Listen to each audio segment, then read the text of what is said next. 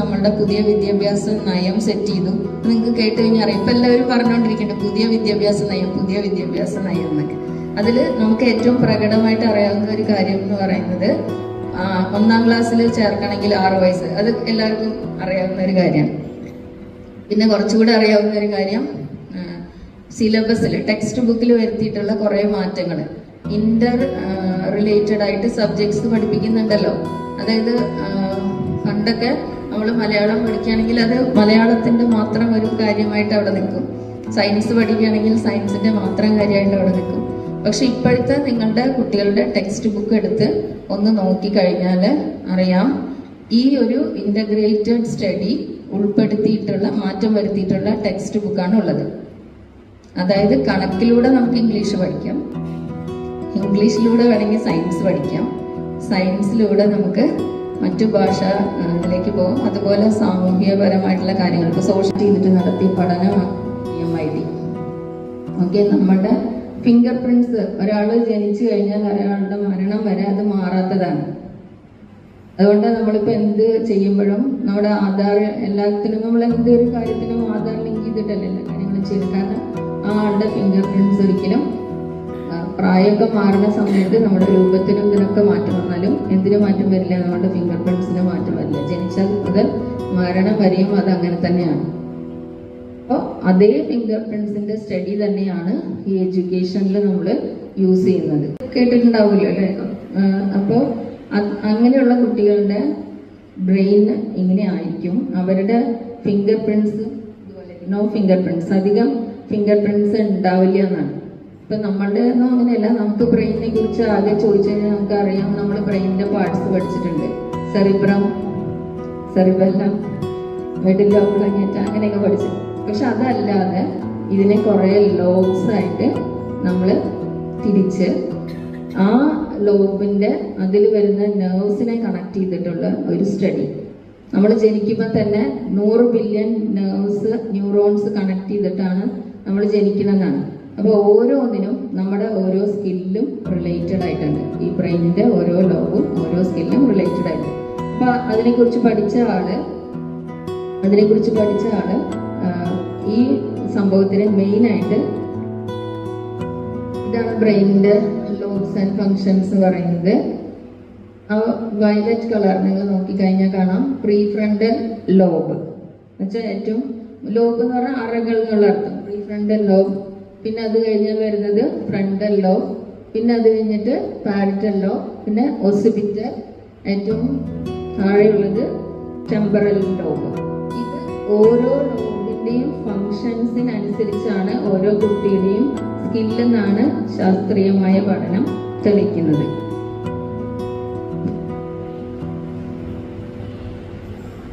Prefrontal lobe എന്ന് പറഞ്ഞു കഴിഞ്ഞാൽ നമ്മളുടെ ബിഹേവിയറൽ ആക്ഷൻസ്, അതുപോലെ നമ്മുടെ ഇമോഷൻ റെഗുലേഷൻസ്. ഓരോ കുട്ടികളും, അല്ലെങ്കിൽ കുട്ടികളുടെ കാര്യം വേണ്ട, നമ്മളുടെ വലിയ ആൾക്കാരാണെങ്കിലും നമ്മൾ പെരുമാറുന്നത്, അതുപോലെ നമ്മളുടെ ഇമോഷൻസ് ഒക്കെ റെഗുലേറ്റ് ചെയ്യുന്നത്, കൺട്രോൾ ചെയ്യുന്നതും ഒക്കെ ഏതിന്റെ ഫംഗ്ഷനാണ്? പ്രീ ഫ്രണ്ടൽ ലോബിന്റെ ഫംഗ്ഷൻ കൊണ്ടാണ്. ഈ ഫ്രണ്ടൽ ലോബിന്റെ ഫ്രണ്ടൽ ലോബിന്റെ ഫങ്ഷൻസ് പ്രോബ്ലം സോൾവിങ്, അതുപോലെ ലോജിക്കൽ ട്രെയിനിങ്.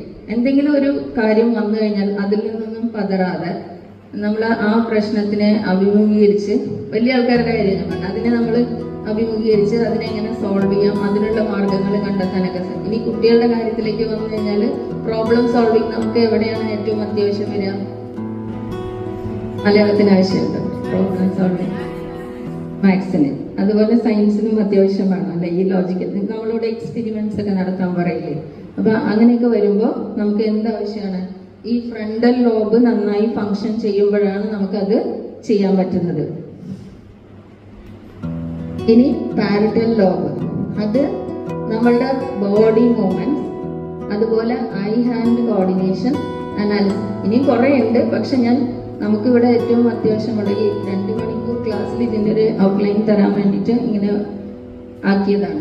ഇപ്പോൾ പാരിറ്റൽ ലോബിന്റെ ഫങ്ഷൻസ്, ആ ബ്ലൂ കളറിൽ കാണുന്നത്, അതിന്റെ ഫങ്ഷൻ നന്നായിട്ടുണ്ടെങ്കിൽ നമുക്ക് എന്തിനൊക്കെയുള്ള കഴിവുണ്ടാവും? നമ്മുടെ ബോഡി മൂവ്മെന്റ്സ് കറക്റ്റ് ആയിരിക്കും, നോർമലായിട്ട് പ്രവർത്തിക്കും. അല്ലെങ്കിൽ കുറച്ച് സ്പോർട്സ് താരങ്ങളെയൊക്കെ കണ്ടിട്ടില്ലേ, അവർക്കൊക്കെ അവരുടെ ഈ ഒരു പാരിറ്റൽ ലോബിന്റെ ഫങ്ഷൻ നല്ലതായതുകൊണ്ടാണ് അവര് കായിക ശേഷിയുള്ള നല്ല ആൾക്കാരായിട്ട് അല്ലെങ്കിൽ സ്പോർട്സ് താരങ്ങളായിട്ടൊക്കെ മാറുന്നത്. അപ്പോൾ ഐ ഹാൻഡ് കോർഡിനേഷൻ അതേപോലെ അങ്ങനെയുള്ള ആക്ടിവിറ്റീസ് ഒക്കെ ചെയ്യുമ്പോൾ. പിന്നെ അനാലിസിസ് എന്ന് പറഞ്ഞാൽ എന്തെങ്കിലും ഒരു കാര്യം കിട്ടിക്കഴിഞ്ഞാൽ അതിനെ ഏറ്റവും വിശദീകരിച്ച് മനസ്സിലാക്കി അതിനെ പഠിച്ച് അറിയുന്നത്, അതാണ് അനാലിസിസ് എന്ന് പറയുന്നത്. ഇനി അത് കഴിഞ്ഞിട്ടുള്ള ഭാഗം ഹോസ്പിറ്റൽ ലോ. നമ്മുടെ വിഷ്വലൈസേഷൻ, എന്തൊരു കാര്യം ഇപ്പൊ നമ്മളിങ്ങനെ കണ്ടറിയുന്നതും ഉണ്ട്. വിഷ്വലൈസേഷൻ എന്ന് പറഞ്ഞാൽ നമുക്ക് നേരിട്ട് കാണുമ്പോൾ നമ്മൾ മനസ്സിലാക്കുന്നത്. അല്ലാത്തൊരു വിഷ്വലൈസേഷൻ ഉണ്ട്, അതെന്താ, നമ്മൾ ചിന്തിച്ച് നമ്മുടെ സങ്കല്പിച്ച് ഒക്കെ ഉള്ള അങ്ങനെ ഓരോന്നിനെയും നമ്മൾ കാണുന്ന കാഴ്ചപ്പാടെന്ന് പറയുന്നത്, അതും വിഷ്വലൈസേഷന്റെ പാർട്ടാണ്. അതുപോലെ സ്പീച്ച്, സംസാരം, നമുക്ക് നന്നായി സംസാരിക്കാൻ കഴിയുന്നതും ഒക്കെ ഭാഷാ സംബന്ധമായിട്ടുള്ള എല്ലാ കാര്യങ്ങളും എന്നാണ് അതിന്റെ അർത്ഥം. അതുപോലെ ക്രിയേറ്റിവിറ്റി, ഇപ്പൊ നേരത്തെ പറഞ്ഞ ഇമാജിനേഷൻ, സാങ്കല്പികമായിട്ടുള്ള കഴിവുള്ളവർക്ക് എന്തും കൂടെ ഉണ്ടാവും, ഈ ക്രിയേറ്റിവിറ്റി കൂടുതലായിരിക്കും. ആർട്ടിലും അതുപോലെ മറ്റു കാര്യങ്ങളിലൊക്കെ പ്രവർത്തിക്കുന്നതിൽ അവർക്ക് നല്ല കഴിവ് തെളിയിക്കാനായിട്ട് സാധിക്കും. അതിന്റെ ഫങ്ഷൻ ഏതായിരിക്കും, ഈ ഓസിപിറ്റൽ ലോബിന്റെ ഫങ്ഷൻ ഉണ്ടെങ്കിലാണ് അതൊക്കെ നമുക്ക് നന്നായി ചെയ്യാൻ കഴിയുന്നത്. ഇനി ഏറ്റവും ലാസ്റ്റത്തെയാണ് ഈ ടെമ്പറൽ ലോബ്. ടെമ്പറൽ ലോബിന്റെ പ്രവർത്തനം നല്ലതാണെങ്കിലാണ് നമുക്ക് എന്ത് ചെയ്യാൻ പറ്റുക, കോൺസെൻട്രേഷൻ, നന്നായി കാര്യങ്ങൾ ശ്രദ്ധിക്കാൻ പറ്റുക. ചിലപ്പോൾ നമ്മൾ പറയും കുറച്ചു നേരം ഇങ്ങനെ കഴിയുമ്പോഴേക്കും ആളുടെ അല്ലെങ്കിൽ കുട്ടിയുടെ ശ്രദ്ധ ഇങ്ങനെ മാറിപ്പോകും, അറ്റൻറ്റീവായിട്ട് ഇരിക്കാൻ പറ്റില്ല. അങ്ങനെ ഉള്ളതൊക്കെ ഇതിന്റെ ഫങ്ഷന്റെ കുറവ് കൊണ്ടാണ്.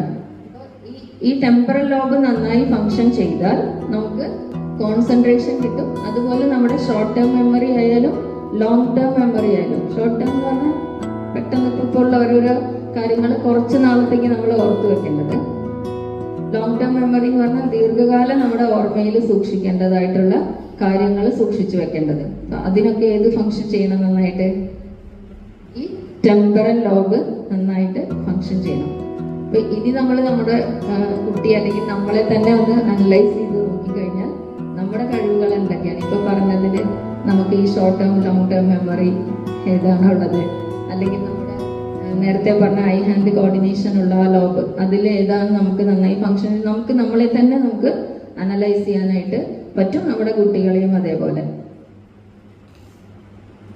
ഈ നേരത്തെ പറഞ്ഞ ഈ ബ്രെയിനിന്റെ ഡിഫറെന്റ് അറകൾ അല്ലെങ്കിൽ ലോബ്സ്, അതിന്റെ ഫങ്ഷൻസിനെ ബേസ് ചെയ്തിട്ട് ആളുകൾക്ക് അത് കുറച്ചുകൂടെ കൂടുതൽ മനസ്സിലാവുന്ന രീതിയിൽ പറഞ്ഞു തന്നിട്ടുള്ളതാണ് നമ്മളുടെ അമേരിക്കൻ സൈക്കോളജിസ്റ്റ് ആയിട്ടുള്ള വില്യം മോൾട്ടൺ മാസ്റ്റൺ എന്ന് പറയുന്ന ആള് കണ്ടെത്തിയതാണ് ഈ മൾട്ടിപ്പിൾ ഇന്റലിജൻസ് ടെസ്റ്റ്. ഇത് നമ്മളെപ്പോഴും കേൾക്കുന്ന ഒരു കാര്യമല്ലേ,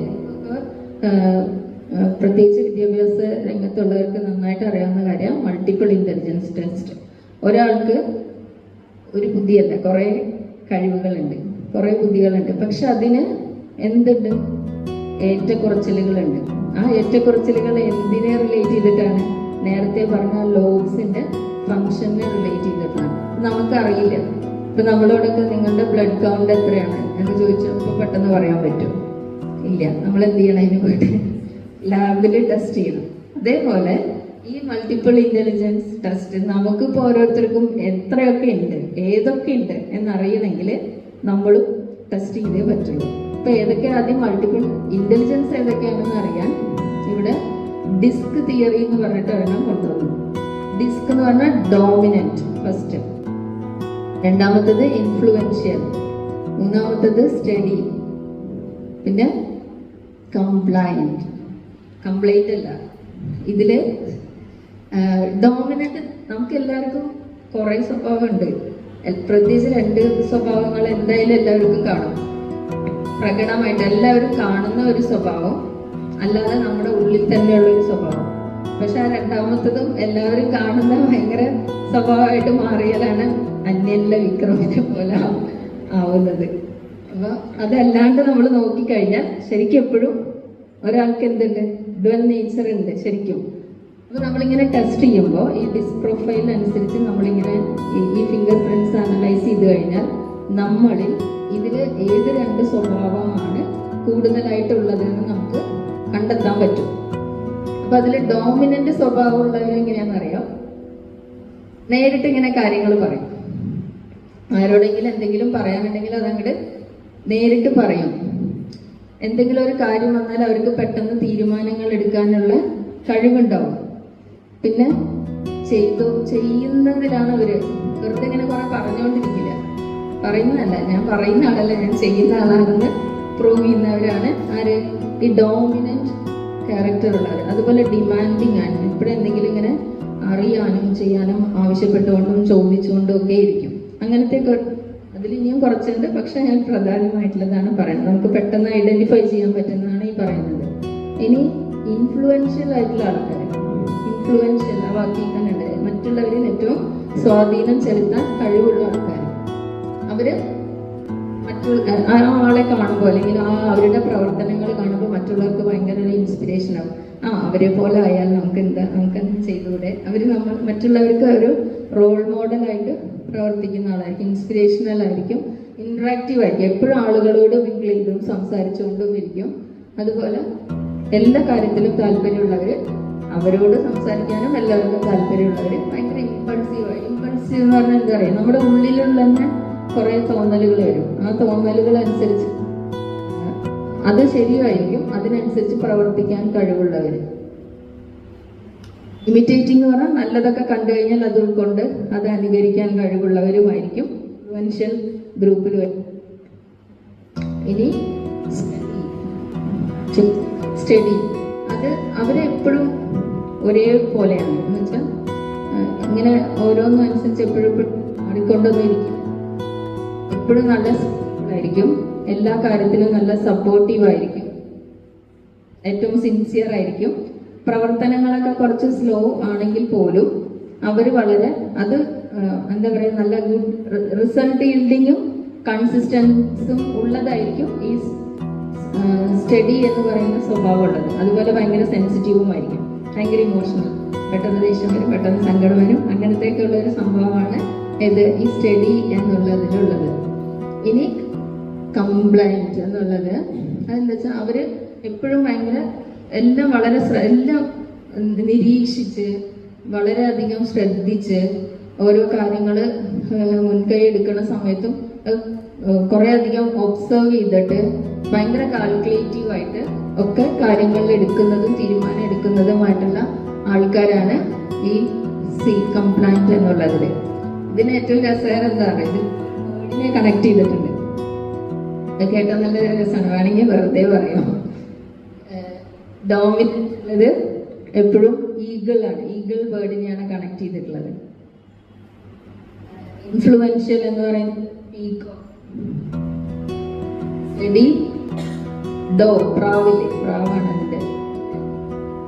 കംപ്ലൈന്റ് എന്നുള്ളതിന് ഔളാണ് അതിന്റെ ബേർഡ്. അപ്പൊ ഈ ഒരു നേരത്തെ പറഞ്ഞ ബ്രെയിൻ സ്റ്റഡിയില് നമുക്ക് കുറെ അധികം നമ്മുടെ ബ്രെയിൻ ലോബ്സിന്റെ ഫങ്ഷൻ അനുസരിച്ച് നമുക്ക് കുറച്ച് കഴിവുകൾ അല്ലെങ്കിൽ കാരണങ്ങൾ നമുക്ക് കണ്ടെത്താൻ സാധിച്ചിട്ടുണ്ട്. ഇതിനെ ആളുകളെ കാറ്റഗറൈസ് ചെയ്യുമ്പോൾ പ്രധാനമായിട്ടും എങ്ങനെയാക്കി, ഈ ഡിസ്ക് പ്രൊഫൈൽ അനുസരിച്ചിട്ട് 4 ആക്കിയിട്ട് മാറ്റി. അതിൽ തന്നെ ഒരാൾക്ക് എന്തുണ്ടാവും, ടെസ്റ്റ് ചെയ്ത് കഴിഞ്ഞാൽ 2 സ്വഭാവം ഉണ്ടാവും. അതിൽ ആ 2 എണ്ണം ഏതാണ്, ഒന്ന് പ്രൈമറി ഒന്ന് സെക്കൻഡറി. ഞാൻ പറഞ്ഞില്ലേ, എല്ലാവരും കാണുന്ന ഒരു സ്വഭാവം, പിന്നെ നമ്മളിൽ ഉള്ളിലുള്ള ഒരു സ്വഭാവം, അത് സെക്കൻഡറി. അപ്പൊ ഈ പ്രൈമറിയും സെക്കൻഡറിയും ഏതാണ് എന്ന് നമ്മൾ ടെസ്റ്റ് ചെയ്ത് നോക്കുമ്പോൾ, ഇപ്പൊ ഉദാഹരണത്തിന് ഇപ്പൊ എന്റെ ടെസ്റ്റ് ചെയ്യുകയാണെങ്കിൽ ഞാൻ നോക്കുമ്പോൾ ഡോമിനന്റും ഉണ്ട് ഇൻഫ്ലുവൻഷ്യലും ഉണ്ട് എന്ന് വിചാരിച്ചാൽ ആ ആള് എങ്ങനെയുള്ള ആളായിരിക്കും, അവിടെ മുകളിൽ എഴുതിയിട്ടുണ്ട് ആക്റ്റീവ്. ഇനി ഇൻഫ്ലുവൻഷ്യലും സ്റ്റഡിയുമായിട്ടുള്ള ആൾക്കാരാണ്, അതായത് പ്രൈമറി സ്വഭാവം ഇൻഫ്ലുവൻഷ്യൽ, സെക്കൻഡറി സ്വഭാവം സ്റ്റഡി. അങ്ങനെയാണെങ്കിൽ ക്ലിയർ അല്ലേ? ഇനി പ്രൈമറി സ്വഭാവം സ്റ്റഡി, സെക്കൻഡറി സ്വഭാവം കംപ്ലൈന്റ്. അങ്ങനെയുള്ള ആൾക്കാർ എന്തായിരിക്കും, റിഫ്ലക്റ്റീവ് ആയിരിക്കും. മറ്റുള്ള കാര്യങ്ങൾ പറയുന്നതും കേൾക്കുന്നതും നമുക്ക് റിഫ്ലക്റ്റീവ് പീപ്പിൾ എന്ന് പറഞ്ഞാൽ ഒരാൾ പറയുന്നത് അനുസരിച്ച് മാത്രം ചെയ്യുന്ന അല്ലെങ്കിൽ അങ്ങനെയൊക്കെ ഇന്ററാക്ട് ചെയ്യുന്ന ഒരു വ്യക്തി. ഇനി പ്രൈമറി കംപ്ലൈന്റും സെക്കൻഡറി ആക്റ്റീവും ആണെങ്കിൽ അവരെങ്ങനെയുള്ള ആൾക്കാരായിരിക്കും? Task focus. നമുക്ക് എന്താണോ ചെയ്യാനുള്ളത് അത് നിരന്തരമായി കൃത്യമായി ചെയ്യുന്ന ആൾക്കാർ. അപ്പൊ നമ്മൾ വേണമെങ്കിൽ ഒന്ന് ആലോചിച്ച് നോക്കിക്കോളൂ, ഇതിന് ഞാൻ ഏത് ഗ്രൂപ്പിൽ വരുന്നത്. ഇപ്പൊ നമുക്ക് നമ്മുടെ സ്വഭാവം നമുക്ക് തന്നെ അറിയാവുന്നത് വേണമെങ്കിൽ അങ്ങനെ ഒന്ന് ട്രൈ ചെയ്യാം, അല്ലെങ്കിലോ ഫിംഗർ പ്രിന്റ് എടുത്ത് ട്രൈ ചെയ്യാം. ഈ ഡിസ്ക് പ്രൊഫൈലിനെ ബേസ് ചെയ്തിട്ടാണ് ഹോവേർഡ് ഗാർഡനർ എന്ന് പറയുന്ന അമേരിക്കൻ സൈക്കോളജിസ്റ്റ് ഈ മൾട്ടിപ്പിൾ ഇന്റലിജൻസ് തിയറി ക്രിയേറ്റ് ചെയ്തിട്ടുള്ളത്. അതില് ഒരാൾക്ക് എത്ര ഇന്റലിജൻസ് ഉണ്ട്? 8. പക്ഷെ 19 സബ് ഇന്റലിജൻസ് ഉണ്ടെന്നാണ് പറയുന്നത്. അതായത് ഇതില് ഇപ്പൊ നമ്മുടെ മ്യൂസിക്കൽ എടുത്തു കഴിഞ്ഞാൽ അതിനെ നമുക്ക് വീണ്ടും ഡിവൈഡ് ചെയ്യാം. അതേപോലെ കിനസ്തെറ്റിക് എന്നുള്ള ബോഡി സ്മാർട്ട് എടുത്തു കഴിഞ്ഞാൽ അതിനെ വീണ്ടും ഡിവൈഡ് ചെയ്യാം. ഇന്റർപേഴ്സണലിനെ എടുത്തു കഴിഞ്ഞാൽ വീണ്ടും ഡിവൈഡ് ചെയ്യാം. അങ്ങനെ 8 ഇന്റലിജൻസും 19 സബ് ഇന്റലിജൻസും നമുക്കുണ്ട്. പക്ഷെ 19 സബ് ഇന്റലിജൻസിനെ കുറിച്ച് ഇപ്പൊ പറയുന്നില്ല, 8 ഇന്റലിജൻസിനെ കുറിച്ച് പറയാം. മ്യൂസിക്കൽ ഇന്റലിജൻസ് എന്ന് പറഞ്ഞാൽ എളുപ്പത്തിൽ നമുക്ക് മനസ്സിലാവും. മ്യൂസിക് സ്മാർട്ട് എന്ന് വെച്ചാൽ പാടാൻ അറിയുന്ന ആളെന്നല്ല കേട്ടോ, പാട്ട് പാടാൻ കഴിവുള്ളവരെന്നല്ല, സൗണ്ടുമായിട്ട് റിലേറ്റ് ചെയ്തിട്ടുള്ള എല്ലാം. അതാണ് ആസ്വദിക്കാനും കഴിയണം. അതാണ് ഇത് മ്യൂസിക്കൽ ഇന്റലിജൻസ്. ഇനി കിനസ്തെറ്റിക് ഇന്റലിജൻസ്, ബോഡി സ്മാർട്ട് എന്ന് വെച്ചാൽ ഓടാൻ ചാടാൻ സ്പോർട്സ് റിലേറ്റഡ്, നമുക്ക് എളുപ്പം മനസ്സിലാവുന്നതുകൊണ്ട് ഞാനത് എപ്പോഴും സ്പോർട്സിനോട് റിലേറ്റ് ചെയ്യുന്നത്. ആ ഇന്റലിജൻസ് കൂടുതലുള്ളത് ആണ് കിനസ്തെറ്റിക് ഇന്റലിജൻസ്. പിന്നെ ഇന്റർപേഴ്സണൽ പറഞ്ഞാൽ പീപ്പിൾ സ്മാർട്ട് എന്ന് വെച്ചാൽ എല്ലാ ഗ്രൂപ്പായിട്ട് പ്രവർത്തിക്കാൻ ഏറ്റവും കഴിവുള്ളവർ. ഇതിന്റെ ഓരോ സ്ലൈഡ് നോക്കിയാൽ പെട്ടെന്ന് മനസ്സിലാവും. ഇന്റർപേഴ്സണൽ ഇന്റലിജൻസ് ഇങ്ങനെയാണ്. ഗ്രൂപ്പായിട്ട് പ്രവർത്തിക്കാൻ അവർക്ക് നല്ല കഴിവായിരിക്കും. ആളുകളായിട്ട് നന്നായിട്ട് ഇന്ററാക്ട് ചെയ്യും. ഗ്രൂപ്പ് വർക്കിംഗ് സ്കില്ലുള്ള ആൾക്കാരാണ് ഇന്റർപേഴ്സണൽ. അതിന്റെ നേരെ ഓപ്പോസിറ്റ് ആണ് ഇൻട്രാപേഴ്സണൽ. ഒറ്റയ്ക്കാണെങ്കിൽ എന്ത് വേണമെങ്കിലും ചെയ്യും, അല്ലെങ്കിൽ ആളുകളായിട്ട് മിങ്കിൾ ചെയ്യാൻ കുറച്ച് മടി, അല്ലെങ്കിൽ ഉൾവലിഞ്ഞിരിക്കുന്ന ആൾക്കാർ, അവരൊക്കെയാണ് ഇത് ഇൻട്രാപേഴ്സണൽ ഗ്രൂപ്പിൽ വരുന്നത്. കുറച്ച് അതാണ് ഇന്റർപേഴ്സണൽ. ഞാനിപ്പോ intrapersonal. People smart, self smart. ഇനി ലിംഗ്വിസ്റ്റിക് എന്ന് പറഞ്ഞു കഴിഞ്ഞാൽ ഭാഷാപരമായിട്ടുള്ള എല്ലാ കഴിവുകളും, നന്നായി സംസാരിക്കാൻ കഴിയും, പ്രസംഗം അങ്ങനെയുള്ളതൊക്കെ. ഇനി നന്നായിട്ട് എഴുതാനും കഴിയും. ഇപ്പൊ സാഹിത്യകാരന്മാരൊക്കെ വരുന്നത് അല്ലെങ്കിൽ അവർക്ക് അതിന് പറ്റുന്നത് അവരുടെ ഏത് ഇന്റലിജൻസ് നന്നായിട്ടുള്ളത് കൊണ്ടാണ്? ഈ ലിംഗ്വിസ്റ്റിക് ഇന്റലിജൻസ് കൂടുതലായിട്ടുള്ളത് കൊണ്ടാണ്. മാത്തമാറ്റിക്കൽ ഇന്റലിജൻസ്, കാൽക്കുലേറ്റർ അവിടെ വെച്ചിട്ടുണ്ട്, ലോജിക്കായിട്ട്. മാത്സ് മാത്രം പഠിക്കാൻ അറിയുന്നതല്ല, നേരത്തെ നമ്മൾ പറഞ്ഞ പോലെ അനലൈസ് ചെയ്ത് കാൽക്കുലേറ്റ് ചെയ്ത് ലോജിക്കലായിട്ട് തിങ്ക് ചെയ്യാൻ കഴിയുന്നവരാണ് മാത്തമാറ്റിക്കൽ ഇന്റലിജൻസ് കൂടുതലുള്ളവർ. നേച്ചർ സ്മാർട്ട് എന്ന് പറഞ്ഞു കഴിഞ്ഞാല് പ്രകൃതിയോട് സ്നേഹമൊന്നും അല്ല കേട്ടോ അതർത്ഥം. നമുക്ക് ജന്മസിദ്ധമായിട്ട് കുറെ കഴിവുകൾ കിട്ടിയിട്ടുള്ളതില് കണ്ടറിഞ്ഞിട്ടും കേട്ടറിഞ്ഞിട്ടും. ഇപ്പൊ മ്യൂസിക്കൽ ഇന്റലിജൻസ് കേട്ടിട്ടാണെന്ന് പറഞ്ഞില്ലേ, അതേപോലെ ഉള്ളതാണ് വിഷ്വൽ. കണ്ടു കഴിഞ്ഞ കാര്യങ്ങൾ പെട്ടെന്ന് മനസ്സിലാക്കാനുള്ളത്. ഒരാൾ പറഞ്ഞു തന്നാലൊന്നും നമുക്ക് മനസ്സിലാവില്ല, നേരെ മറിച്ച് അത് കണ്ടു കഴിഞ്ഞാൽ ആ കാര്യം നമുക്ക് പെട്ടെന്ന് എല്ലാം വിഷ്വൽസിൽ കൂടെ സെൻസ് ചെയ്ത് മനസ്സിലാക്കാൻ പറ്റുന്നതാണ് വിഷ്വൽ ഇന്റലിജൻസ്. മറ്റേത് മ്യൂസിക്കൽ ഇന്റലിജൻസ്. അപ്പോൾ ഈ മ്യൂസിക്കൽ, അതുപോലെ വിഷ്വൽ, അതുപോലെ കിനസ്തെറ്റിക് ഇന്റലിജൻസ്, കണ്ടും കേട്ടും തൊട്ടും അറിഞ്ഞ കാര്യങ്ങൾ മനസ്സിലാക്കാനുള്ള അങ്ങനത്തെ കഴിവുള്ളവരെയാണ് നമ്മൾ ഇത് പറയുന്നത് ഈ നാച്ചുറലിസ്റ്റിക് എന്ന് പറയുന്നത്. അവർക്ക് അവരുടെ എല്ലാ സെൻസ് ഓർഗൻസ് ഉപയോഗിച്ച് പഠിക്കുമ്പോഴും മനസ്സിലാക്കുമ്പോഴുമാണ് ഒരു കാര്യത്തെ അവർക്ക് തിരിച്ചറിയാൻ പറ്റുന്നത്. ക്ലിയർ അല്ലേ? വിഷ്വൽ ഇന്റലിജൻസ് എല്ലാം കണ്ട് മാത്രം മനസ്സിലാക്കാൻ പറ്റുന്നത്. ഇത് കേൾക്കുക, പാട്ട് കേൾക്കുകയല്ല, എല്ലാം സൗണ്ടിലൂടെ റെക്കഗ്നൈസ് ചെയ്തിട്ട് മനസ്സിലാക്കാൻ പറ്റുക. ലോജിക്കൽ എന്ന് പറഞ്ഞാൽ എല്ലാം ചെയ്ത് വിശദീകരിച്ച് കാൽക്കുലേറ്റീവ് ആയിട്ട് മനസ്സിലാക്കുന്നത്.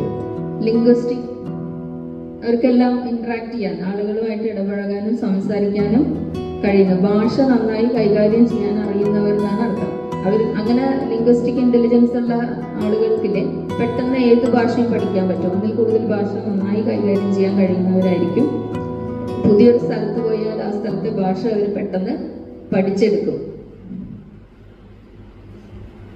ഇത് ബോഡി എക്സസൈസ് ഒക്കെ ഉപയോഗിച്ച്, അതായത് ഫിസിക്കൽ എക്സസൈസിൽ കൂടെ മാത്രം കാര്യങ്ങൾ അറിയാനും ചെയ്യാനും മിടുക്കരായിട്ടുള്ള ആൾക്കാരായിരിക്കും ഈ ഇന്റലിജൻസ് ഉള്ളവർ. നാച്ചുറലിസ്റ്റ് ഞാൻ പറഞ്ഞ പോലെ കാണണം, കേൾക്കണം, തൊട്ടറിയണം, അങ്ങനെ കാര്യങ്ങൾ മനസ്സിലാക്കുന്നവരായിരിക്കും ഈ നാച്ചുറലിസ്റ്റിക് ഇന്റലിജൻസിലുള്ളത്. അപ്പൊ ഇങ്ങനത്തെ 8 ഇന്റലിജൻസ് ഉണ്ട്. നമ്മുടെ ബ്രെയിൻ ലോബ്സിന്റെ ഫങ്ഷൻ ഉണ്ട്. ഞാൻ നേരത്തെ പറഞ്ഞ പോലെ നമ്മളുടെ ഈ സ്ഥിതി എങ്ങനെയാണ് എന്നറിയാൻ നമുക്ക് ചെയ്യാവുന്ന ഒരു കാര്യമാണ് നമ്മുടെ ബ്ലഡ് ടെസ്റ്റ് ചെയ്യുന്ന പോലെ നമ്മുടെ ഫിംഗർ പ്രിന്റ്സ് നമ്മൾ ടെസ്റ്റ് ചെയ്യാം. DMIT test, dermatoglyphics multiple intelligence test. ഈ ഫിംഗർ പ്രിന്റ്സിൽ കൂടെ നമ്മൾ പഠിക്കുന്നത് നമ്മുടെ ബ്രെയിനിനെയാണ്. ആ ബ്രെയിനിനെ പഠിച്ചു കഴിഞ്ഞാൽ നമുക്ക് ഇതിൽ ഏതൊക്കെ ഇന്റലിജൻസ് ഉണ്ട് എന്ന് നമുക്ക് മനസ്സിലാക്കാൻ കഴിയും.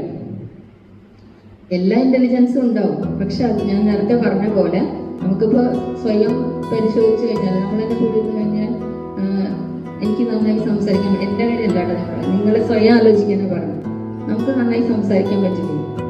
പറ്റുന്നുണ്ടല്ലോ. മാത്സ് അത്യാവശ്യം അറിയില്ലേ? അറിയും. അങ്ങനെ നമ്മൾ ഓരോന്നും ചിന്തിച്ചു കഴിഞ്ഞാൽ നമുക്കറിയാം. പക്ഷെ അതിൽ ഏറ്റവും ബെസ്റ്റ് നമ്മളിപ്പോ ഇങ്ങനെ ഒരു ലെയർ ആക്കി കഴിഞ്ഞാൽ അതിൽ ഏറ്റവും ടോപ്പ് നിൽക്കുന്നത് ഏതാണ്, അത് കഴിഞ്ഞാൽ ഏതാണ്, അങ്ങനെ നമുക്കറിയാം. ആ അളവ് അറിയുന്നതിനെ നമുക്ക് ഇതിനെ ഒരു റേഷ്യോ ആയിട്ട്, പെർസെൻറ്റേജ് ആയിട്ടാണ് നമുക്കതിൽ തരിക. നമ്മളിപ്പോ ഈ ഫിംഗർ പ്രിന്റ് അനലൈസ് ചെയ്തിട്ട് ടെസ്റ്റ് ചെയ്ത് കഴിഞ്ഞാൽ നിങ്ങളുടെ ഏത് ഇന്റലിജൻസ് എത്രത്തോളം ഉണ്ട് എന്നുള്ളത് ഒരു പെർസെൻറ്റേജ് ആയിട്ട് പറയും. 100-ൽ എത്ര ശതമാനം.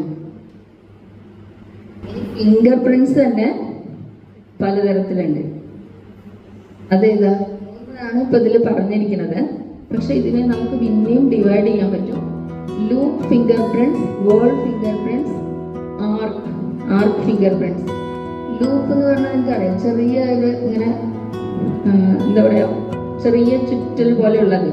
വോൾ എന്ന് പറയാൻ നിറയെ ഇങ്ങനെ ചുറ്റി വളഞ്ഞ് വള്ളി പോലെ കിടക്കുന്നതാണ് ഫിംഗർ പ്രിന്റ്. എന്ന് പറഞ്ഞാൽ ഇങ്ങനെ കേർവ്സ് ആയിട്ടായിരിക്കും നമ്മളുടെ ഫിംഗറിൽ ഉണ്ടാവുക. അപ്പൊ ഇങ്ങനെ പ്രധാനമായിട്ട് 3 ടൈപ്പാണുള്ളത്. ഇതില് ലൂസ് ഫിംഗർ പ്രിന്റ്സ് ഉള്ള ആൾക്കാരെന്ന് പറയുന്നത് എങ്ങനെയുള്ള ആൾക്കാരായിരിക്കും? വളരെ കാമായിരിക്കും, പിന്നെ വളരെയധികം ആളുകളോട് ഏറ്റവും സോഷ്യലായിട്ട് പെരുമാറുന്ന ആൾക്കാരായിരിക്കും, നല്ല ഇമാജിനേഷൻ പവറുള്ള, ക്രിയേറ്റീവ് ആയിട്ടൊക്കെ നന്നായി തിങ്ക് ചെയ്യാൻ കഴിയുള്ളവരായിരിക്കും. ഒരാളുടെ ഫിംഗർ പ്രിന്റ് എടുത്ത് കഴിഞ്ഞാൽ ലൂപ്സ് മാത്രമല്ല കാണാൻ, എല്ലാം ഉണ്ടാവും. അതും നമ്മൾ ഈ പറഞ്ഞ പോലെ ഇതിൽ ഓരോന്നിന്റെയും കൗണ്ട് നോക്കും. അതിന് റിഡ്ജ് കൗണ്ട് എന്നാണ് പറയുന്നത്. ആ റിഡ്ജസ് ഇങ്ങനെ കൗണ്ട് ചെയ്തിട്ട് എത്രയുണ്ട് അതിന്റെ പെർസെൻറ്റേജ് നോക്കിയിട്ടായിരിക്കും നമ്മൾ ആ ആളുടെ എന്ത് കണ്ടുപിടിക്കുക, ബിഹേവിയർ ആയാലും അതുപോലെ ഇന്റലിജൻസ് ആയാലും നമ്മൾ കണ്ടുപിടിക്കുന്നത്. കേർവ്സ് ഉള്ള ആൾക്കാര് ഭയങ്കര എനർജറ്റിക് ആയിരിക്കും, കോൺഫിഡന്റ് ആയിരിക്കും. ജനിക്കുമ്പോഴേ തന്നെ അല്ലെങ്കിൽ ജന്മനാൽ തന്നെ അവർക്ക് ഏറ്റവും ലീഡർഷിപ്പ് ക്വാളിറ്റി ഉള്ളവരും അതുപോലെ നല്ല വിശ്വസ്തരുമായിട്ടുള്ള ആൾക്കാരായിരിക്കും. വേൾസ് എന്ന് പറഞ്ഞാൽ നേരത്തെ പറഞ്ഞ വേൾഡാണ് കേട്ടോ ചുറ്റലുള്ളത്. അവരുടെ ഫിംഗർ പ്രിന്റ് ഇങ്ങനെയാണെങ്കിൽ, അല്ലെങ്കിൽ ഇങ്ങനത്തെ ഫിംഗർ പ്രിന്റ് ഉള്ള ആൾക്കാരെന്ന് വെച്ചാൽ ഭയങ്കര കോംപ്ലക്സ് സ്വഭാവമുള്ളവർ. മീൻസ് എന്താണെന്ന് നമുക്ക് തന്നെ മനസ്സിലാക്കാൻ പറ്റില്ല. ഭയങ്കര സങ്കീർണമായിരിക്കും അവരുടെ സ്വഭാവം. ടാലന്റഡ് ആയിരിക്കും, പെട്ടെന്ന് ഓരോ കാര്യങ്ങൾ ചിന്തിച്ച് അത് എടുത്തു ചാടി ഓരോ കാര്യങ്ങൾ ചെയ്യും. അല്ലെങ്കിൽ നമുക്ക് തന്നെ എന്താ ഇവരുടെ സ്വഭാവം, എന്തിങ്ങനെ കുറച്ചു മുമ്പ് ഇങ്ങനെയായിരുന്നില്ലല്ലോ, അല്ലെങ്കിൽ ഇങ്ങനെ അല്ലല്ലോ പണ്ട്, അങ്ങനെയൊക്കെ നമുക്ക് ഭയങ്കര സങ്കീർണം. ഒരാൾക്ക് പെട്ടെന്ന് ഐഡന്റിഫൈ ചെയ്യാൻ പറ്റാത്ത ആളുകൾ, അതാണ്. ഇനി ഇതിൽ ഒരു സംഭവം, നമ്മൾ ഈ ഒരു നോട്ടീസിന്റെ കാര്യം പറഞ്ഞു. അമ്മ വളരെ കാമൻ ക്വയറ്റൊക്കെ ആയിട്ട് നല്ലൊരു ടൈമിൽ കൂടെയാണ് പോയതെങ്കിൽ ആ കുട്ടിയുടെ ഫിംഗർ പ്രിന്റ്സിൽ ഏതായിരിക്കും കൂടുതൽ? ആരായിരുന്നു കാമായിട്ടുണ്ടായിരുന്നത്? ലൂപ്സ് ഉള്ളതല്ലേ?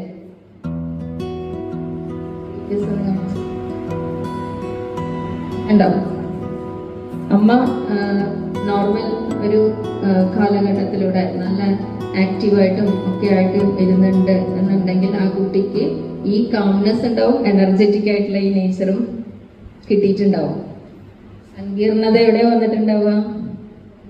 നമ്മളുടെ ഒരു കുട്ടിയുടെ ഫിംഗർ പ്രിന്റ് എടുത്ത് നമ്മൾ ടെസ്റ്റ് ചെയ്യുമ്പോൾ അതിൽ ഏറ്റവും കൂടുതൽ നമ്മൾ കാണുന്നത് ആ വേർഡ്സ് ആണെങ്കിൽ ചുരുണ്ട് ചുരുണ്ട് ചുരുണ്ട് പോലുള്ള ആ ഒരു ഫിംഗർ പ്രിന്റ് ആണ് നമുക്ക് ഏറ്റവും കൂടുതൽ കിട്ടിയിട്ടുണ്ടെങ്കിൽ അവര് ഏറ്റവും സങ്കീർണമായ ഒരു പീരിയഡിൽ കൂടെ പോയിട്ട് അങ്ങനെ ജനിച്ച കുട്ടിയായിരിക്കും അത്. മെന്റൽ ടെൻഷൻസ് അല്ലെങ്കിൽ ചിലപ്പോൾ ചില ആരോഗ്യ പ്രശ്നങ്ങൾ കൊണ്ടുണ്ടായ മെന്റൽ ടെൻഷൻ, ചിലപ്പോൾ ഫാമിലിയിൽ വന്ന എന്തെങ്കിലും കാര്യങ്ങൾ കൊണ്ടുണ്ടായത്, അങ്ങനെ കേട്ടോ. അതുകൊണ്ട് അതൊക്കെ ഇങ്ങനെ കണക്റ്റഡ് ആണെന്ന് പറയാണ്. അപ്പൊ ഇതൊക്കെ നമ്മൾ എന്താ ചെയ്യാൻ ഉദ്ദേശിക്കണം എന്ന് വെച്ചാൽ, നമ്മുടെ ഈ സ്കൂളില് നമ്മൾ ഇതെങ്ങനെ ഇവിടെ കൊണ്ടുവരുന്നു, അല്ലെങ്കിൽ ഇനി നിങ്ങളോട് എന്താ പറയാ, ഇപ്പൊ നമ്മുടെ കുട്ടികൾക്ക് കഴിവുകളും ഉണ്ട്, കുറവുകളും ഉണ്ട്. ഇപ്പൊ നിങ്ങൾക്ക് നേരിട്ട് അറിയാവുന്ന കുറച്ച് കാര്യങ്ങളുണ്ട്, നമ്മുടെ കുട്ടികൾക്ക് എന്തറിയാം എന്തറിയില്ല. പക്ഷെ അത് എന്തുകൊണ്ടാണ് എന്ന് നിങ്ങൾക്ക് സയന്റിഫിക് ആയിട്ട് മനസ്സിലാക്കണമെങ്കിൽ ടെസ്റ്റ് നടത്തി ഈ ടെസ്റ്റ് നടത്തിയിട്ട് കിട്ടുന്ന റിപ്പോർട്ട് ജനറേറ്റ് ചെയ്തുകൊണ്ട് നമുക്ക് കുട്ടിയുടെ കാര്യങ്ങൾ അറിയാൻ പറ്റില്ലേ. കുട്ടിയുടെ പഠനകാലം മുതൽ അവന്റെ ലൈഫ് സെറ്റിൽ ചെയ്യുന്ന വരെയുള്ള ആ ഒരു ജേണി ഏറ്റവും സ്മൂത്ത് ആയിരിക്കും, സക്സസ്ഫുള്ളും ആയിരിക്കും. ഇത്രയും ഗുണങ്ങളുണ്ട്. ഇത് കുറച്ച് മാത്രമേ എഴുതിയിട്ടുള്ളൂ അല്ലെങ്കിൽ കാണിച്ചിട്ടുള്ളൂ. Self confidence, logical thinking, stress management, creativity and imagination, improvement of memory power, അതേപോലെ തന്നെ generation of third eye. Third eye എന്ന് പറഞ്ഞാൽ മുൻകൂട്ടി കാര്യങ്ങൾ കണ്ടെത്താൻ ഉള്ള കഴിവ് വരെ കുട്ടിക്ക് കിട്ടുന്നതാണ്. ഇത് നമ്മൾ ചെയ്താലും കിട്ടും. ഇപ്പോഴും നമുക്ക് മാറിയിട്ട് കുട്ടികൾക്ക് മാത്രമേ ചെയ്യാവുന്നൊന്നുമില്ല കേട്ടോ. അതിന് ഞാൻ ഇപ്പുറത്തുള്ള കാര്യം പറഞ്ഞുതരാം. നമ്മൾ DMIT ഇത്ര നേരം നമ്മൾ പറഞ്ഞത് കുട്ടികളുടെ കാര്യമാണ്.